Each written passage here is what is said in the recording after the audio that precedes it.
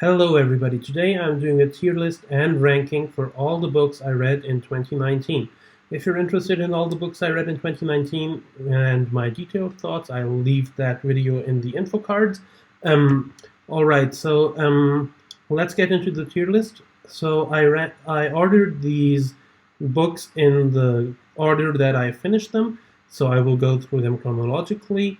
And as for the tiers, so for me, D tier in this particular list means it's like 3.25 stars, because I don't have any books that are rated less than that, because last year and even this year I'm still reading a lot of books that I know I like, because I only got into reading, I only got back into reading in 2019.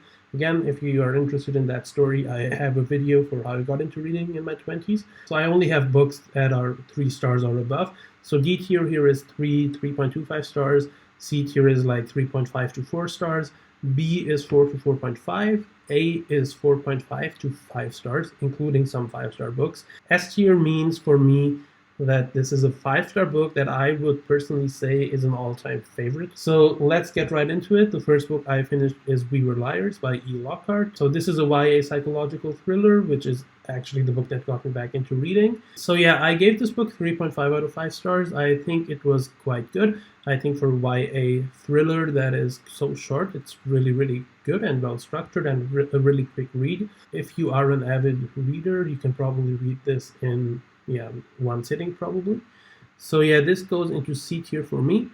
Then after I read We Were Liars, I was still in the mood for a thriller, so I picked up The Girl on the Train by Paula Hawkins. And this one I was a bit disappointed by, because obviously this is a pretty known book and I felt like I was going in for a major thriller, and I was a bit disappointed towards the end of the book. I still think it is good and quite enjoyable, and maybe you will still like it, but I gave it 3.25 out of 5 stars. I still enjoyed the majority of the book, but I thought the ending was a bit flat. So this goes into D tier for me. Then I picked up Harry Potter and the Philosopher's Stone. So Harry Potter, I never read the books as a child, but I loved all the movies.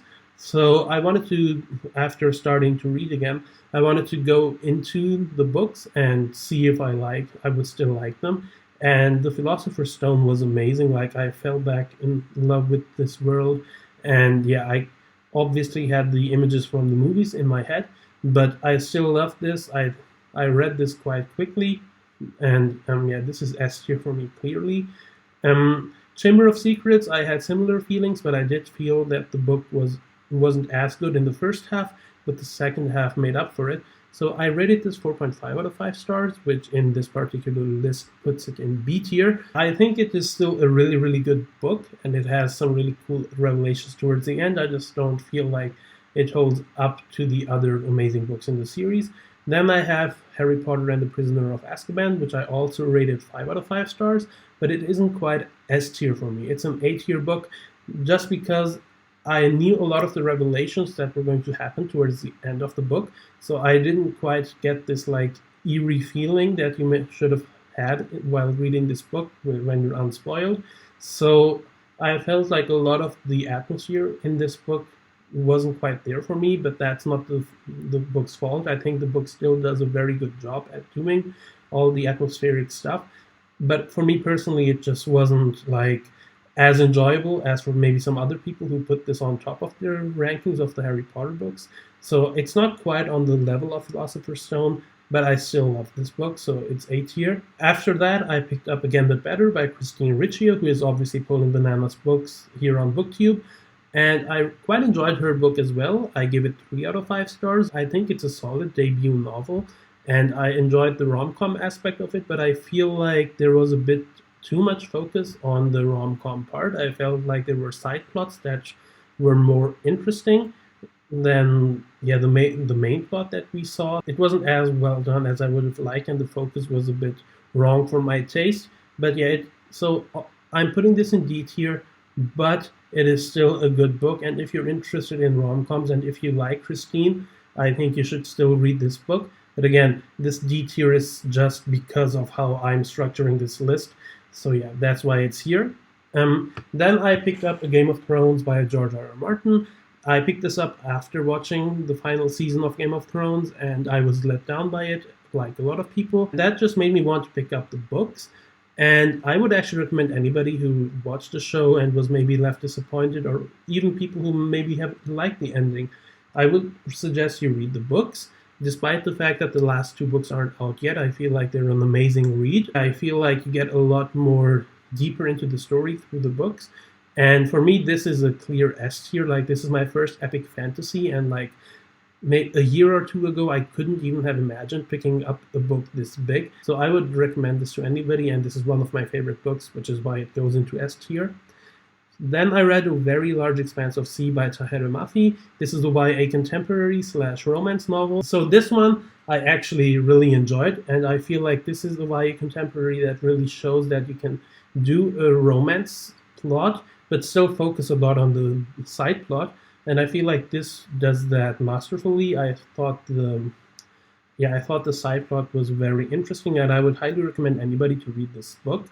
I rated this 4.5 out of 5 stars, which puts this in B tier. The next book I read is The Hunger Games. So my story with The Hunger Games is actually like, I was always aware of The Hunger Games. I think even when the books came out, but at least when the movie started coming out. But I actually never read the books, and I also never saw the movie until last year. I still was interested in it, but I just never got around to watching it. And yeah, so I was interested in the books, and obviously this series is something that a lot of people in my generation have read and have loved. I had high expectations, I would say, but I feel like the first book met them perfectly, and I really enjoyed the first book and gave it 5 out of 5 stars. I didn't have the nostalgia for it, so it isn't quite an S tier book for me, but for a YA dystopian, I feel like this is done very masterfully, and I really enjoyed the book throughout, so it's A tier. And Catching Fire, actually, I enjoyed even more. I feel like Catching Fire did an amazing job at expanding what we saw in The Hunger Games. But I also put this in A tier. It's not quite S tier, but this is actually my favorite of the 3 books in the series. Then we have Mockingjay, and Mockingjay is something that, for me personally, it's quite a disappointing ending to the series. So I was a bit annoyed at the series for ending like that. So I gave this 3.25 out of 5 stars, which puts it in D tier. I wouldn't say it's a bad book, but I do think it's not the best ending to the amazing work that was done in the first 2 books. Then I picked up A Clash of Kings by George R.R. Martin. This is the second book in the A Song of Ice and Fire series, and again, this is the same as the Game of Thrones. I'll put this in S tier.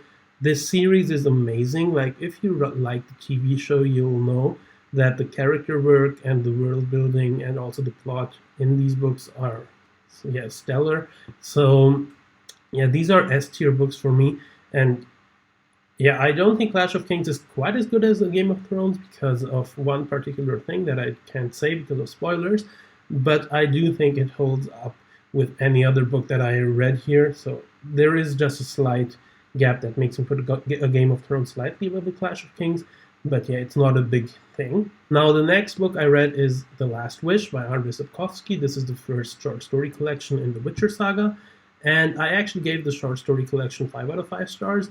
I'm a bit more generous when rating short story collections because I feel like even if I enjoy half of the stories, it still earns quite a lot because it's a hard thing to do to make me enjoy all the short stories in the book. But I actually enjoyed all the stories in this book. There were some weaker stories, but there were some that were amazing. I feel like the character work and the relationship work in this book is immaculate. So for me, this is another A tier. It's not quite S tier if this was a novel and made me feel a similar way, and it was really as good as some of the stories in this book. I think it may be S tier, but it's not quite there. I wouldn't call it an all-time favorite, but I would call it a very, very good book. So now the last book that I read in 2019 is Northern Lights by Philip Pullman. This is the first book in his Dark Materials trilogy. It's also called The Golden Compass in the United States. I'm a bit torn because I rated this 3.75 out of 5 stars because the first third of this book was not amazing. I felt the pacing was off, I felt the story structure wasn't good, and I almost DNF'd this book for like 2-3 times. I was thinking about maybe I should just let it be.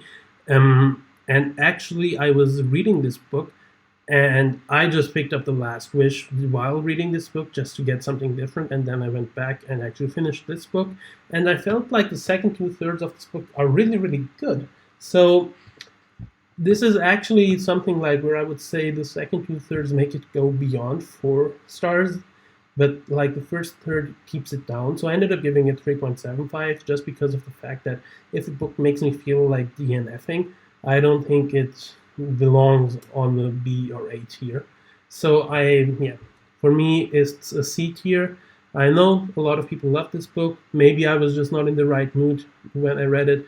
But yeah, the first third of this book it wasn't as good. I am still continuing with the series. I will read the second book soon, and I hope I won't have the same problems with that one. Let's rank the books in every tier quickly. So yeah, Again But Better, I rated 3 stars, so it belongs on the bottom. But again, this list, I would recommend any book on this list actually. So make of that what you will. Then Mockingjay and the Girl on the Train, this is fine. We Were Liars is lower than Northern Lights. I think this is fine as well. Now here I would put Catching Fire above even, I think I'll do this, but I would put Last Wish up front, and I will do this. So, all right, now the ranking in total. So there are 14 books. So on number 14 is Again But Better by Christine Riccio. On number 13 is Mockingjay by Suzanne Collins. Number 12 is The Girl on the Train by Paula Hawkins. Number 11 is We Were Liars by E. Lockhart. Number 10 is Northern Lights by Philip Pullman. Number 9 is A Very Large Expanse of Sea by Tahereh Mafi. Number 8 is Harry Potter and the Chamber of Secrets by J.K. Rowling. Number 7 is The Hunger Games by Suzanne Collins. Number 6 is Harry Potter and the Prisoner of Azkaban by J.K. Rowling. Number 5 is Catching Fire by Suzanne Collins. Number 4 is The Last Wish by Andrei Sapkowski. Number 3 is Harry Potter and the Philosopher's Stone by J.K. Rowling. Number 2 is A Clash of Kings by George R.R. Martin, and number 1 is A Game of Thrones by George R.R. Martin. These are all the books I read in 2019 ranked. If you like this video and if you have some feedback regarding this video, let me know down in the comments. If you want to discuss anything about these books, I'll be in the comments and responding, so talk to me there. If you like this video, leave a like, leave a subscribe, hit the bell icon to get notified for anytime I put up a new video. I would be happy if you check out some of my other videos. Some of them should have popped up on the screen right now. And thank you for watching this video. I will see you in the next one. Goodbye.